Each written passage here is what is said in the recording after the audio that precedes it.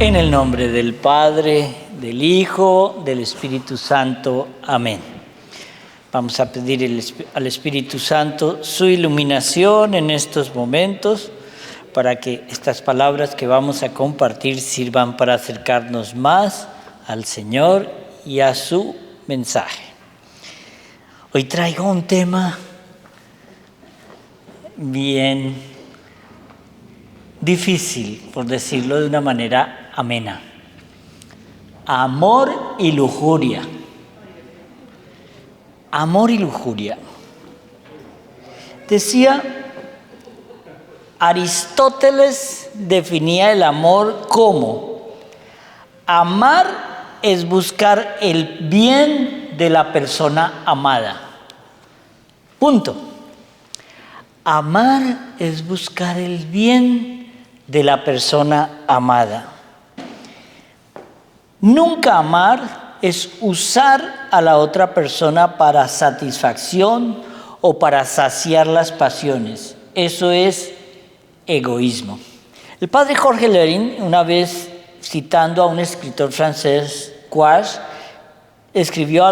quien escribió algo muy bonito sobre el amor y que lo define de una manera interesantísima. Si te extasías ante su belleza, eso no es amor, es admiración. Si sientes palpitar tu corazón en su presencia, eso no es amor, es sensibilidad. Si ansías de alguna manera un beso, un abrazo, una caricia o poseer su cuerpo, eso no es amor, es solo sensualidad. Pero si lo que ansías es su bien a costa de tu sacrificio, enhorabuena, has encontrado el verdadero amor. Estás enamorado. Aquí hay Yo empecé hablando del amor, pero en realidad vamos a hablar más de la lujuria que del amor. ¿Por qué? Porque el amor, has visto así, que es el bien del otro a una costa de mi sacrificio, es el amor de Cristo, un amor de entrega. Y ese amor nunca nos condena la lujuria. Porque la lujuria es egoísmo máximo, es autosatisfacción. La lujuria es uno de los pecados más difíciles de combatir. La lujuria estará presente en ti hasta la muerte. No te dejará ni en el instante de la muerte. Es después de muerto cuando desaparece esa pasión mundana de la lujuria. El que crea que porque se casó y ya no piensa más sino en su mujer y que ya no va a cometer nunca un acto mental lujurioso, ya está en el camino de la lujuria. Es peligroso pensar que la lujuria no me afecta. La lujuria es un pecado que nos afecta a todos. Cuando digo todos, incluye todos. Y cuando digo todos, todos. Punto. No hay excepción. Que porque tienes 95 años, cerebro sigue deseando. Que tengo 7 años, ahí ya hay unos principios del pensamiento de la lujuria. En la iglesia se considera adulto a cualquier niño mayor de 7 años, porque el niño mayor de 7 años ya sabe la diferencia entre el bien y el mal. Continuando con ese pensamiento, dice: los novios no son casados, tienen que esperar. Y aquí viene algo bien interesante que yo he repetido muchas veces, pero esto es ya dicho por San Agustín. Si Dios prohíbe algo es porque es malo. Dios nunca nos prohíbe lo que nos conviene, porque Dios es Padre y lo que quiere es nuestro bien. Y de nuevo, Los actos no son malos porque Dios los prohíba, sino que los prohíbe porque son malos. Por eso en el noviazgo, ¿se acuerdan cuando yo digo que en el noviazgo todo lo que el novio o la novia toque del cuello para abajo ya es pecado? Fácil, ¿cierto? Entonces, pero es una exageración. Sí, ¿quién te dijo que salvarse era fácil? ¿Entiendes la palabra renuncia? Ahí está, presente, renuncia. Lleva tu noviazgo con austeridad, es lo que pide el Evangelio. Si siembras con pecados el camino del matrimonio, puedes esperar con confianza que Dios bendiga después la unión. Pero lo que nos incita el Evangelio es tener relaciones cariñosas, pero castas. Un novio, oigan esto, un novio no tiene más derechos sobre el cuerpo de su amada que el mismo que tiene sobre el cuerpo de todas las mujeres. ¿Lo entendieron? Es que ella pertenece a todas las mujeres. El hecho de que tengas una relación con ella no te da derecho al cuerpo ni de ella ni de todas las otras mujeres. ¿Entendido? ¿Qué opina Dios? Estas son palabritas sacadas de la Biblia en general. El cuerpo no es para la fornicación. En otra parte nos dice, huid y absteneos de la fornicación. Esta es la parte que no nos gusta oír, pero está en la Biblia, punto. Y yo, como soy un loro, repito. Los que practican la fornicación no heredarán el reino de los cielos. Los fornicarios no entrarán en el reino de los cielos. Dios condenará a los fornicarios y a los adúlteros. Los fornicarios irán al infierno. Palabra de Dios. Está en la Biblia. Que no nos lo recuerden no quiere decir que no esté. Que querramos que el mundo nos manipule y nos diga y nos justifique.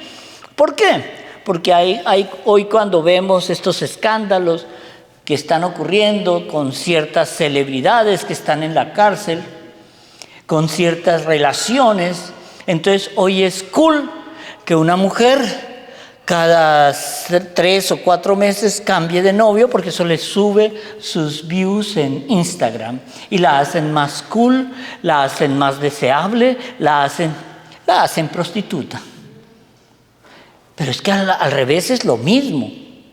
La pureza del cuerpo no reconoce sexo, reconoce pureza de cuerpo, sea hombre o sea mujer. El Señor nos llama a la pureza. Dice, aquí está cuando el mundo nos ha manipulado y nos ha hecho ver que, pero si eso lo hace todos los novios, lo practican. Eso no. Y ahí sí, como dijo la mamá, es que usted no es todas las novias. Usted es mi hija y no se acuesta con el novio, punto. Entonces, es cuando viene la consecuencia. Dice, el soberbio no se confiesa porque no reconoce su pecado. Vamos a leer la Biblia. ¿Qué dice la Biblia? Epístola, saquen todos la Biblia, ya sé que aquí vienen con Biblias en inglés y en español. Y dice, en Colosenses 3:5, dice, ya me ganaron. Por tanto, dad muerte a todo lo terreno que haya en vosotros, fornicación, impureza, pasiones, malos deseos y la codicia, que es una idolatría. Todo lo cual atrae la ira de Dios sobre los rebeldes. También vosotros practicasteis eso en otro tiempo y vivisteis de ese modo. Mas ahora desechad todo esto: cólera, ira, maldad, maledicencia, obscenidades, ni lo menciones siquiera. Colosenses. Luego dice, pareciera que el mundo hoy está organizado de tal manera que poner la lujuria en primer plano es el plan. Película que no traiga un desnudo de la protagonista o del protagonista no tiene rating, no tiene gente que la vea. Pero claro, ya un artista dejó de ser artista de un arte tan lindo como el cine y se convirtió ya casi todos en arte pornográfico, porque si una película que no es catalogada pornográfica te la hubiesen pasado hace 50 años sería pornográfica. Aquí empieza a complicarse la cosa. Pareciera que este mundo que está organizado para la lujuria no tuviera en cuenta para nada los principios cristianos. En Primera de Pedro 3, aquí la tenemos, dice, igualmente, ojo, aquí hay la costumbre de creer, no, es que los hombres son libidinosos. No, la mujer no, jamás. Ella por su cabeza no pasa jamás un pensamiento sexual. Pero ¿quién es el que la provoca? En la primera epístola de San Pedro, en el capítulo 3, dice, igualmente vosotras mujeres, sed sumisas a vuestros maridos. De ese modo, si algunos no creen en la palabra, podrán ser ganados para la fe, no por las palabras, sino por la vida de sus mujeres. Al considerar vuestra conducta casta y respetuosa, que vuestro adorno no esté en el exterior, en peinados, joyas y modas, sino en lo oculto del corazón, en la incorruptibilidad de un espíritu dulce y sereno. Dios considera precioso ese comportamiento. Ustedes se acuerdan la historia que les conté, que yo repito mucho, del señor mayor que va a la misa todos los días en una iglesia y que viene esta mujer con una minifalda, se le para enfrente y luego cuando él va a comulgar empieza a gritarle, por su culpa, por su culpa, por su culpa, no puedo comulgar. Ojo, porque si tu vestimenta lleva al deseo carnal, tú te chupas ese pecadito también, porque tú eres la causante. Quizá ese hombre ese día quería venir tranquilo a orarle al Señor, a darle gracias por algo, pero tus piernas no le dejaron la oportunidad de pensar. Hay un dicho machista, yo sé que no les va a gustar. Para que no tengan que editar, no lo digo. Pero aquí vemos otro pasaje. Una mujer de Dios no solo debe ser casta, sino parecerlo también. Porque muchas veces cuando uno ve, sobre todo cuando hay bautismos, matrimonios, uno dice, pero esta mujer no se ha dado cuenta que entró a la iglesia. Se vienen con unos escotes que terminan en el ombligo. Oye, yo no soy ningún mojigato, yo estuve muchos años en el mundo, pero es que ya lo que se ponen hoy no es lo que se ponen, sino lo poquito que se ponen. Ya tú coges uno de estos vestidos de fiesta de un bautizo y con lo que hace, lo reúnes toda la tela y haces el pañuelo que lleva él en el bolsillo, como mucho. Pero esa castidad a la que el Señor nos llama es una castidad de respeto, ya no por el otro, sino por ti. ¿Para qué tienes que poner? Miren esto. Cuando ustedes van a una tienda de diseñador y van a ver unos zapatos que valen $5,000, ustedes ven un solo par de zapatos en la vitrina. $5,000. Pero cuando van a esos, todo por $1, ves 200 pares de zapatos. Y entre todos nos suman $100.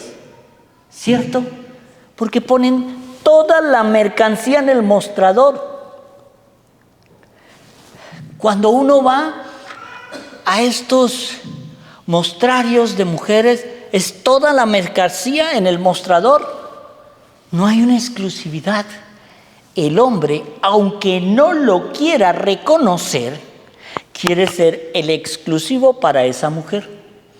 Toda mujer quiere que su último novio sea el último. Y todo hombre espera que esa novia, él sea el primero en su vida. Ahí es cuando entendemos en las dos vertientes cómo se mienten los dos. Tú eres el primero que yo he amado. Mienten. Debe haber otros 20 detrás en la fila.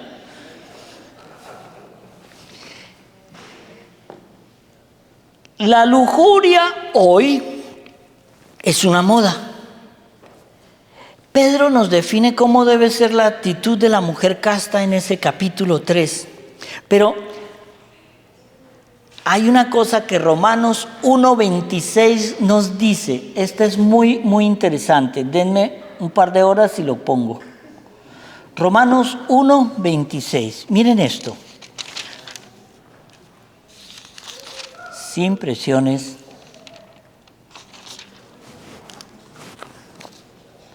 Lo tenía marcado, pero espérate.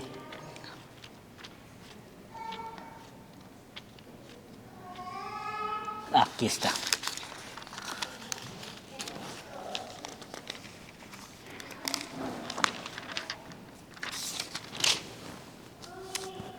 Romanos 1.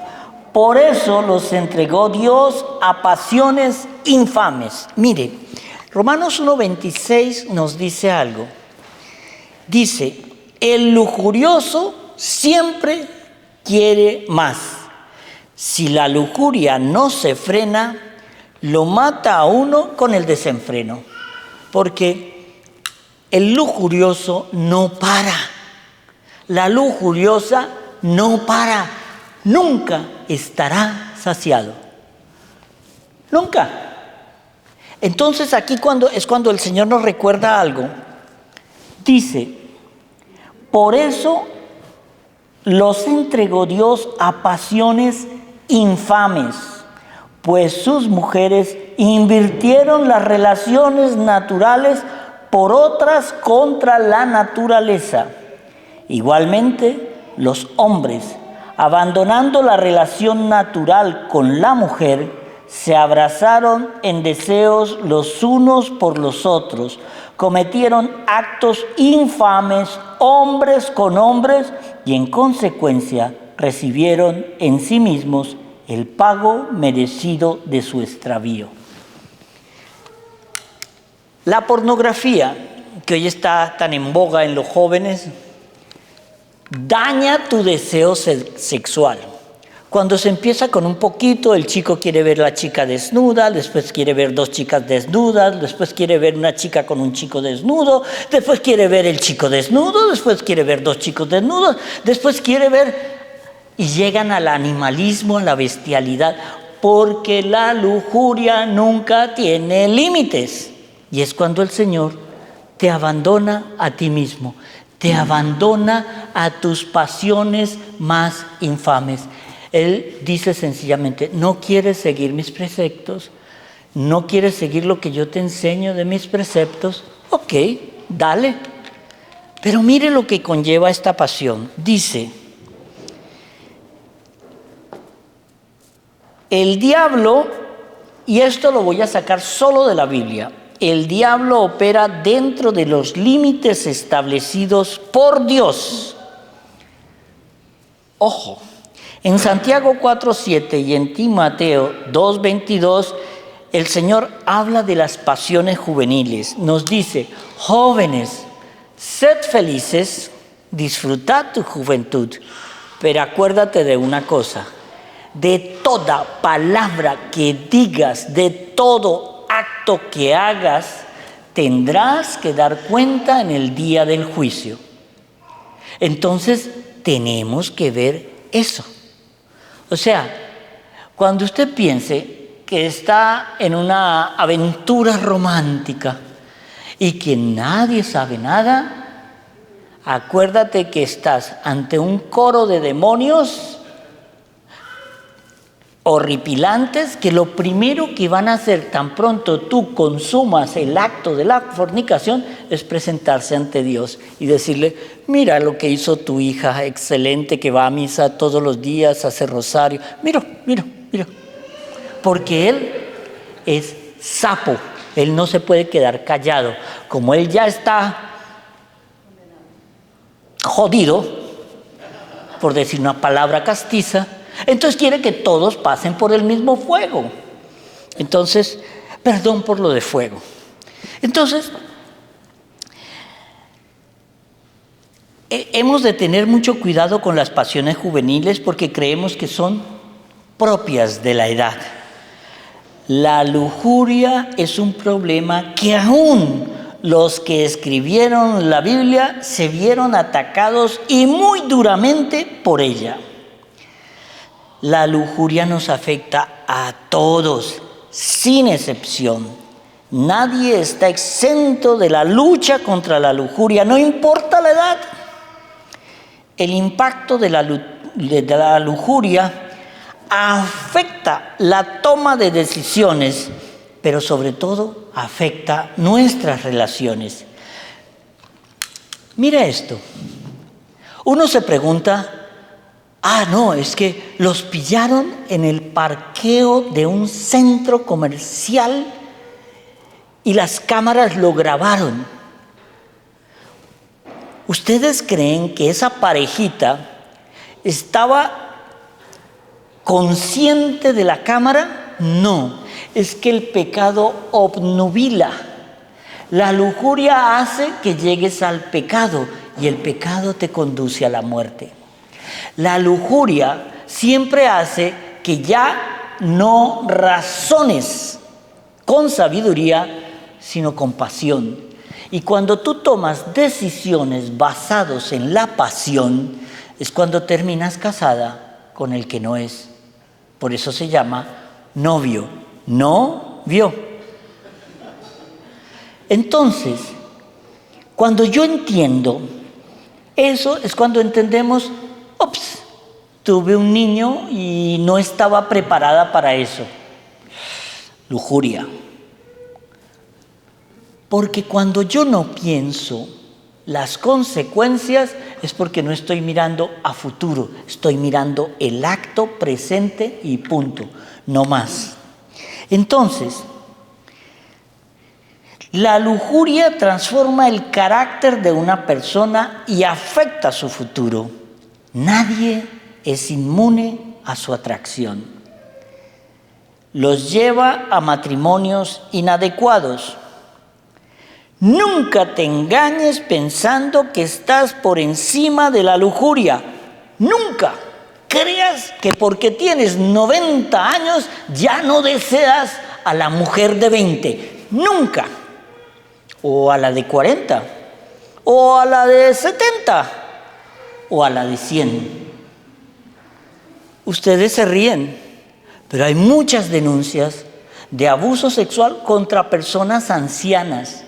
Y uno dice: pero ¿cómo puede esta chica, una enfermera de 30 años, aprovecharse sexualmente de un viejo de 100? Se aterrarían de la cantidad de denuncias que hay al respecto. Entonces, ¿por qué? Porque se dejó llevar por el pensamiento de la lujuria. Y cuando yo opero a través del pensamiento de la lujuria, solo estoy esperando el momento para actuar. Ahorita más adelante lo vamos a entender. Este es un aviso de peligro. ¿Cuál? Miren esto. David, el rey David, a los 30 años ya había escrito grandes partes de los salmos, grandes partes de los proverbios, grandes partes en otras partes de la Biblia. Era uno de los escritores iluminados por el Espíritu Santo, que habían escrito la Biblia. Ustedes pueden creer que y eso todo ocurrió antes de los 30 años. Pero cuando llegó a los 50, un día paseando por las murallas de la ciudad, vio bañar a Betsabé desnuda. Y él se soslayó viendo la desnudez del cuerpo de Betsabé, porque era muy linda, muy linda. Y entonces él entró por los ojos y se enamoró de ella, pero se enamoró locamente. Entonces esa lujuria lo llevó al adulterio. Y el adulterio lo llevó a provocar el asesinato de Urías para quedarse con su mujer. Y por eso el Señor lo castigó. Ese hijo de él fue el hijo que murió porque él mismo lo traicionó. El otro hijo es Salomón. Pero ¿quién de ustedes que tiene un hijo no le dolería que, aunque tenga 7, le maten uno? Porque todos son indispensables para el amor de la familia. Y David sufrió mucho por eso. Y entonces uno dice, pero David, hombre, pero si el Señor te puso un imperio, Él creó el imperio de Israel, construyó las murallas, hizo todas las guerras que tenía que hacer. Y luego viene su hijo Salomón, el más sabio sobre la tierra. Nunca ha existido, existe o existirá un hombre más sabio que Salomón. Pero Salomón, yo les había dicho el días pasados que Salomón tenía 300 esposas y 700 concubinas, ¿cierto? Pues no es cierto, era al revés, era 700 esposas y 300 concubinas, porque él descubrió que la mejor manera de pacificar a todos sus vecinos era casarse con las familias. Pero una de las prohibiciones que tenían los israelitas es: nunca te cases con extranjera, porque la extranjera siempre te traerá a sus ídolos. ¿Y qué hizo la reina de Saba? Le presentó a Moloc. ¿Qué hizo la hija del faraón? Le presentó los ídolos, ídolos que él permitió meter dentro del templo. Y no solamente eso, mandó a construir templos para Baal, para darle gusto a sus mujeres, para tenerlas contentas y calladitas. Pero ¿cómo un hombre tan sabio llegó a perderse tanto? Sencillo, se dejó llevar por la lujuria. Miren este pensamiento que es bien interesante. En Mateo el Señor nos dice: aquel que mira a una mujer con deseo carnal ya ha cometido adulterio en su corazón.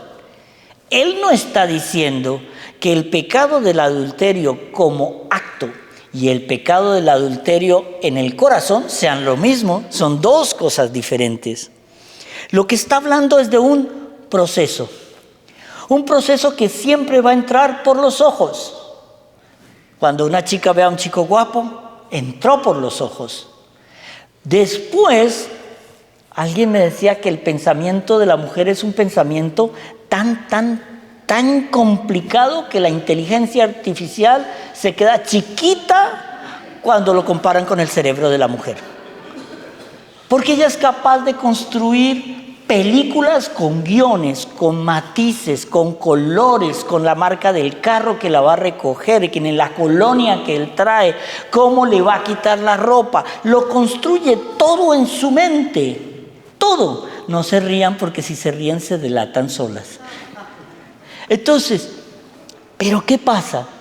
Cuando yo ya he permitido que mis ojos se corrompan, que mi mente empiece a fabricar la lujuria, ¿qué es lo que nos queda? La oportunidad para el acto.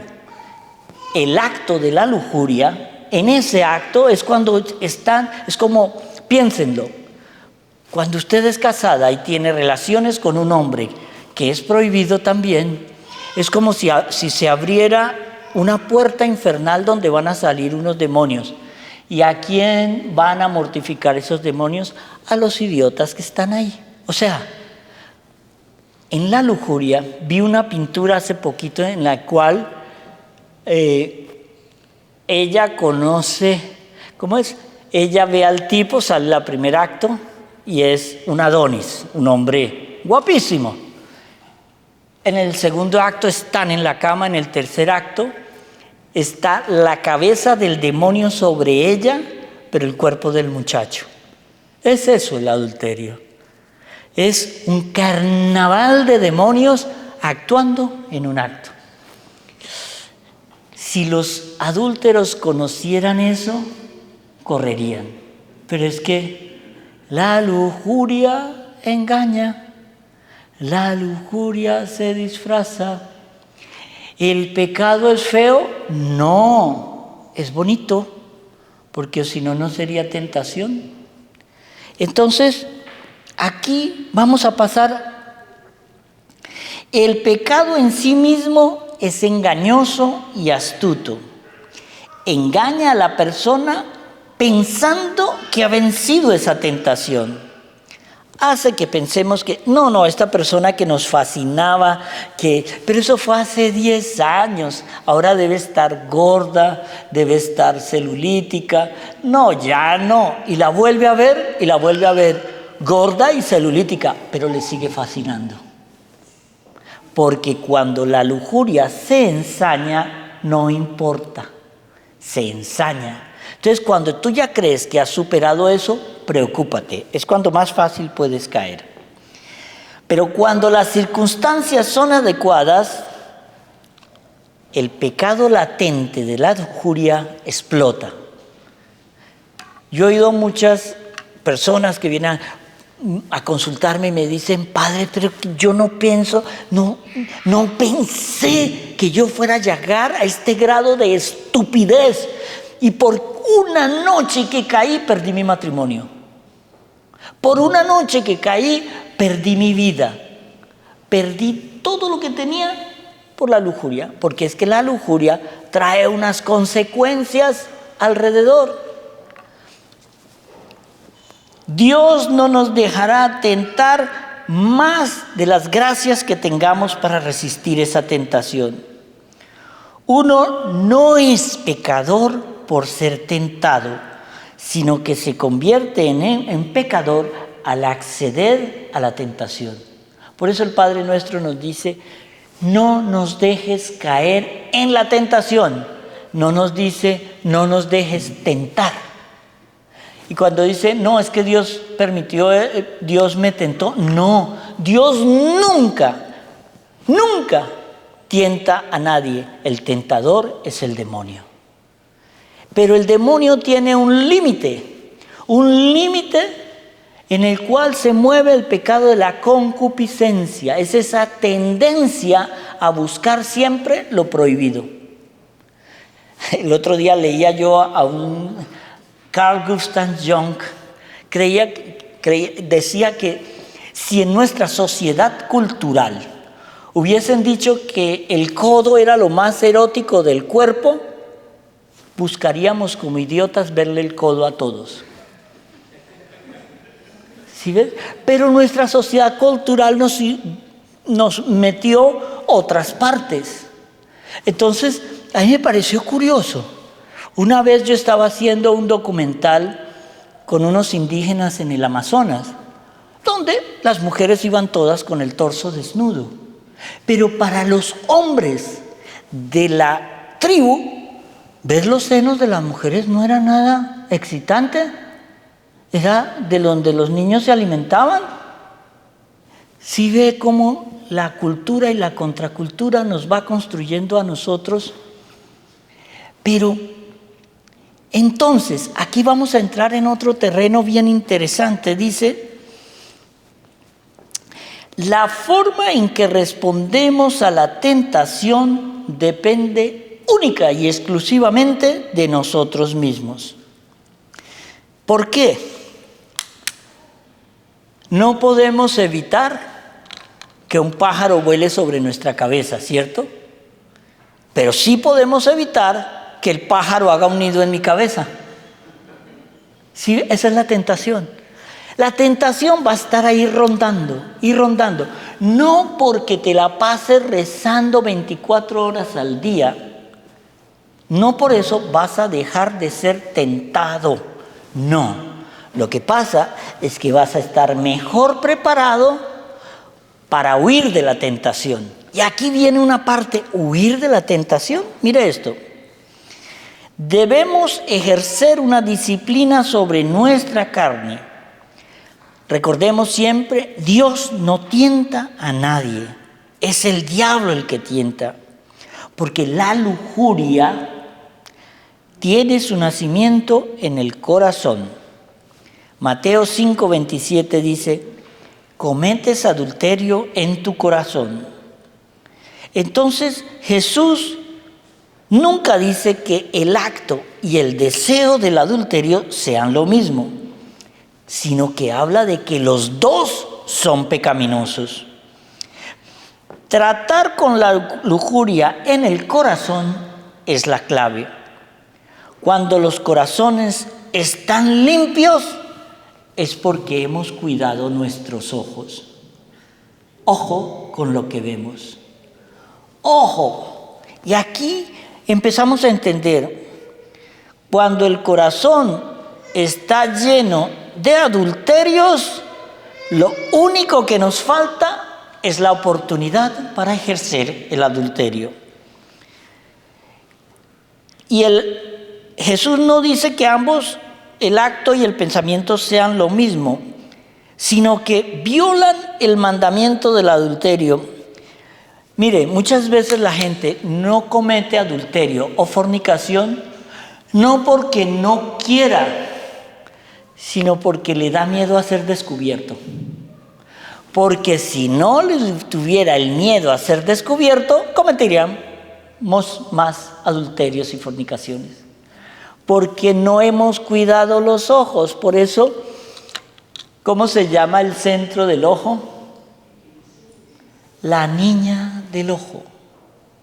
La niña es sinónimo de pureza. Por eso tenemos que cuidar la niña del ojo.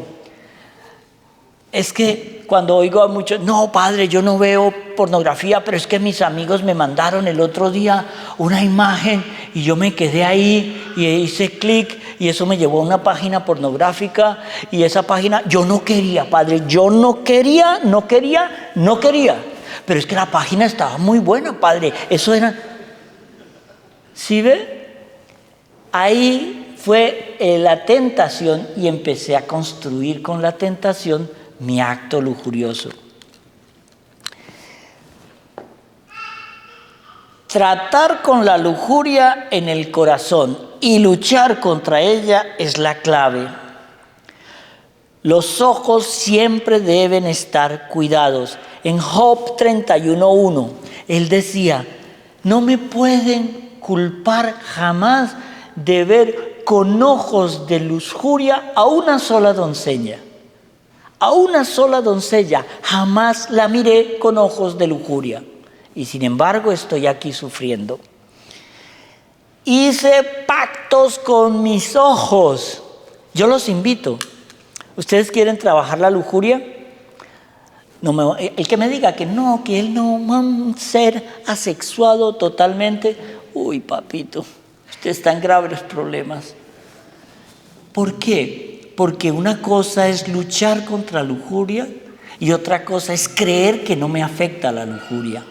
Oh, eso es diferente. Pero cuando yo hago un pacto con mis ojos, mire, por ejemplo, en mi teléfono yo tengo ese filtro infantil que le ponen a sus hijos para que cuando llegan ciertas imágenes, ¡plum!, las bloqueen. Porque como yo no tengo la suficiente voluntad, mi teléfono sí me cuida. ¿Sí ves? Eso es un pacto con los ojos. Yo no quiero que nada me dañe. El otro día, para demostrarle a alguien lo peligroso que es lo que estamos hablando y cómo nos ataca la tentación, le hice una prueba en la casa de uno de ustedes de cómo nos está escuchando el celular. Y solo hablé de un tema y luego me inundó Instagram con esas imágenes. Pero como tenía filtro, las inundaba por otras como marcas o ropa o, ¿sí ves? Por eso es que digo que la inteligencia artificial, aunque es muy buena, es más peligrosa que buena. Debemos cuidar lo que vemos. Son el primer paso hacia la lujuria. Trata de no mirar lascivamente a alguien. No mires pornografía. Lo que los ojos ven y lo que la mente concibe, nos llega a afectar. Cuando entendemos que tenemos que cuidar, es cuando dice el Señor en Santiago 1:13, huye, pon distancia entre ti y la lujuria. Tan pronto llegue a tus ojos esa imagen, huye, corre, sal de ahí. Porque si te soslayas en eso, ya está, ya construiste. Había un sacerdote en el seminario que me decía, Dios es belleza. Y las amigas de Ozzy son una belleza. Pero no la miren más de 4 segundos. Admiren y corten. ¿Por qué? Porque cuando yo ya me quedo en esa admiración, acuérdense del poema en el comienzo, ya deja de ser admiración y se convierte en deseo. Y ya después del deseo se convierte en lujuria. Después de la lujuria viene la acción es el pecado, y si seguimos por ahí, del pecado viene la muerte. La palabra de Dios es nuestra arma espiritual. El error de David fue que se soslayó en la visión de Betsabé. Y Gálatas 5:16 nos aclara, no satisfagáis los espíritus de la carne. El demonio es un perro rabioso amarrado con una cadena. Él solo te puede atacar hasta el límite que Dios le puso con la cadena. Y de ahí para allá eres tú, carne, mundo y demonio. Eres tú el que permite que la lujuria te domine. Para lo que ves, si afecta tu mente. Limpia el corazón de pensamientos malos y verás cómo puedes enfrentar mejor al mundo, a la carne y al demonio. Amén.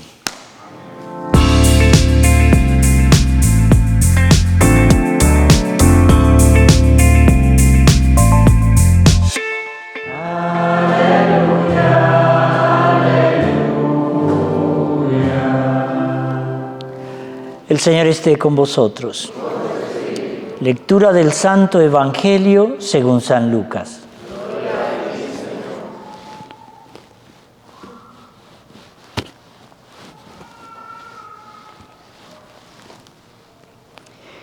En aquel tiempo dijo Jesús, ¿a qué cosa se asemeja el reino de Dios? ¿Y con qué lo puedo comparar? Es semejante a un grano de mostaza que un hombre toma y siembra en su jardín. Crece, llega a ser robusto, arbusto, y los pájaros del cielo se posan en sus ramas. Y dijo otra vez, ¿a qué cosa puedo comparar el reino de Dios? Es semejante a la levadura que toma una mujer y la mezcla con 3 medidas de harina, hasta que todo fermenta. Palabra de Dios.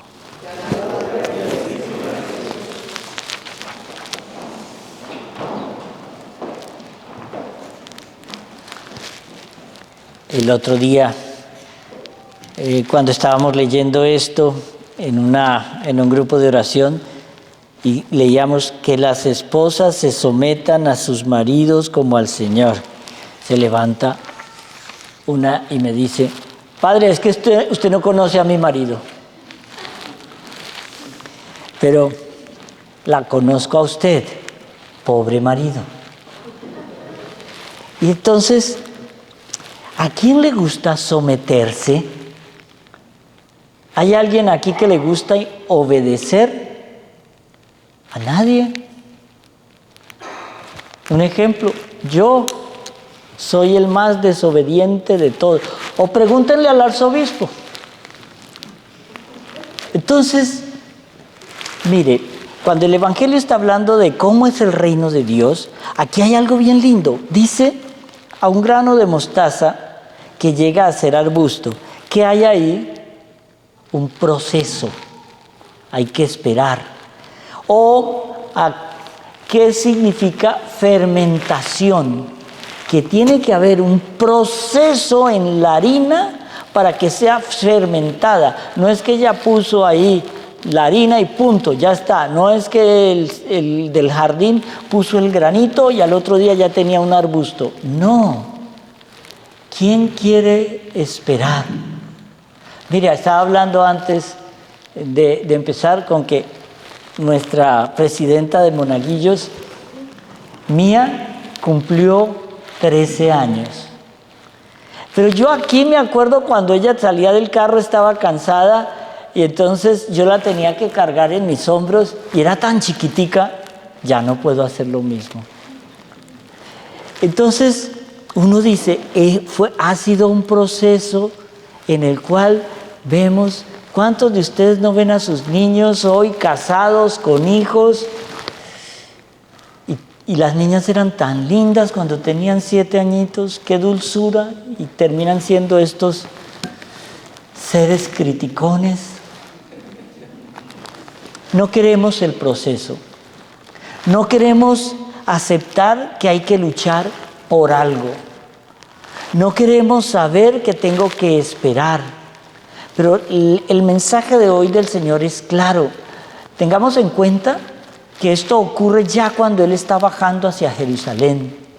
Y a Él lo atiborraban miles de personas, miles. Ustedes no se imaginan lo que significa cómo el mismo Josefo quedaba aterrado, el historiador de los romanos quedaba aterrado.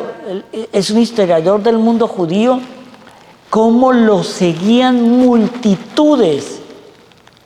O sea, ellos veían los milagros que el Señor hacía.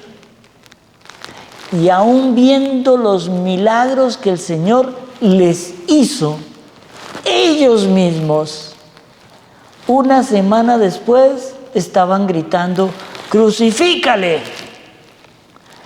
Pero no son ellos nos representan a todos nosotros. Porque nosotros, si hubiésemos vivido en aquella época, habríamos hecho exactamente lo mismo. Creemos que fueron esos, los judíos, los malos, los que no querían a Jesús como el Salvador. Y entonces, ¿qué disculpa tienes tú hoy sabiendo que es el Salvador y sigues pecando? ¿No es lo mismo? ¿No es el mismo error? No, ahora es más grave, porque en aquella época tú no sabías que Él era el Salvador. Ahora ya lo sabes. Sabes que te ve, pero sigues pecando. Es que duele. El Padre Pío decía que el pecado nos tiene que doler para que sea real esa compunción, ese arrepentimiento. Nos tiene que doler el pecado. En estos días, viniendo de Polonia, trajimos un cuadro grande de la Divina Misericordia.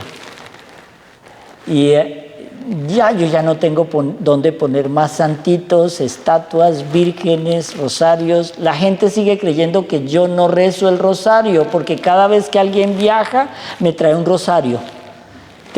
Ya voy a completar 400. El próximo que me regale un rosario. Entonces, miren esto, ustedes y yo no queremos una cosa que se llama proceso. Pero no nos damos cuenta que el Evangelio de Lucas y Mateo nos recuerdan, solo el que persevere hasta el final será salvo. ¿Entendemos la dimensión de esto? ¿Entendemos que si ahora tienes 20 años y vas a vivir 80, te quedan 60 de lucha? ¿De lucha? Si ahora tienes 80, te quedan 15 de lucha o 20 de lucha. ¿Y qué tal que no tengas más que un día? El Evangelio nos está describiendo que el reino de Dios parte de la nada, de esa... No sé si alguna vez han visto una semillita de mostaza. Es un poquito más grande que un grano de azúcar morena. Eso es todo. ¿Y han visto lo que es un arbusto de mostaza? Es gigante. Cuando uno ve esa cosita que amasan en las panaderías chiquitica y que uno ve una cosita así y luego es un pan así de grande, ¿qué hay ahí? Tiempo, dedicación. A esa matica hay que regarla, hay que echarle agua. Pero cuando la gente me dice, ay padre, pero es que yo para qué me confieso si siempre vuelvo a cometer el mismo pecado. Es poquito a poco, es la confesión rutinaria la que nos va regalando la gracia de un día ya apartarnos de eso. Porque, como hablábamos en la charla anterior sobre la lujuria, es poquito a poco que vamos adiestrando nuestro ojo, corrigiendo nuestra mente, preparando nuestro corazón para así no buscar el momento de la tentación. El demonio sabe de qué pata cojeas. Y quizá muchas veces él ni siquiera te tiene que poner la tentación. Tú solito te la pones. Tú solito buscas el momento de pecar. Tú solito buscas la intención de pecar. El demonio lo único que hace es te pega una patadita de impulso. Eso es todo. Apúrele, tranquilo, no pasa nada. Pero acuérdense siempre que después de cada pecado, de esa mentirita, este desgraciado tiene email y le manda a los demonios que están en el correo, preséntenle esto a Dios para que lo anote ahí en la agenda. Porque Él es el gran acusador. Él nos incita a pecar y luego nos acusa ante Dios. Entonces, nos estamos perdiendo del reino de Dios, como decía el padre Jorge Guerin, por idiotas. Somos idiotas. Se nos ha dicho cuáles son las 10 cosas que no debemos hacer. Y parece que fuera nuestra cartilla de comportamiento. Son las 10 que siempre hago. Entonces, ¿por qué no hacer un ejercicio de autodisciplina? Señor, si sé que siempre me conduce al pecado esta acción, esta visita a esta persona, esta visita a este sitio, este consumo de alcohol, este consumo de cosas prohibidas, me llevan El alcohol, por ejemplo, es un desinhibidor. Inhibidor es como decir un muro. Desinhibidor es bajo el muro para brincarlo. Entonces, hay gente que dice, ay, los borrachos y los niños dicen la verdad. ¿Cuál verdad? Dicen lo que hay en el corazón. Entonces, yo me emborracho para hacer lo que en sano juicio no hago. Pensémoslo de una manera más radical. Nos estamos perdiendo el cielo por idiotas. No es que yo los esté insultando, no. Si alguno se siente agredido, es por algo. pero es que yo lo reconozco en mí. ¿Ustedes creen que yo cuando preparo una homilía es para llevar el mensaje de Cristo solo a ustedes? No, es para llevármelo a mí, para decir, mire, aunque yo pequé, ustedes no lo hagan. Eso me recuerda al eterno dicho de mi mamá cuando me iba a castigar, esto me va a doler más a mí que a ti. Entonces, ¿para qué me pega? ¿Para qué me daba esos chancletazos? Cuando nosotros entendemos una cosa, que el Señor nos corrige porque nos ama, que el Señor nos tiene en ese crisol, nos pone en el crisol para sacar lo mejor de nosotros, que Él permite la tentación para probarnos. Es en la tentación donde yo voy saltando niveles. Si en esta tentación chiquita no la paso, la siguiente va a ser un poquito más grande y no la paso. Pero así nos subimos de tentación en tentación, hasta el momento que me cueste a mí más trabajo superar la tentación. Y ese día recibiré la gracia.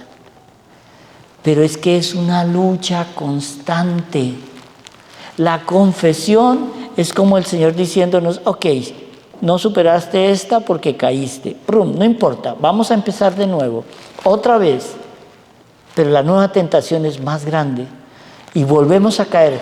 Confesión, vamos a probar de nuevo. El Señor nos perdonará las veces que quiere. Mire, estoy leyendo un libro sobre el Apocalipsis, tan interesante, hermenéutica, exégesis y teología. Un libro sencillo de leer.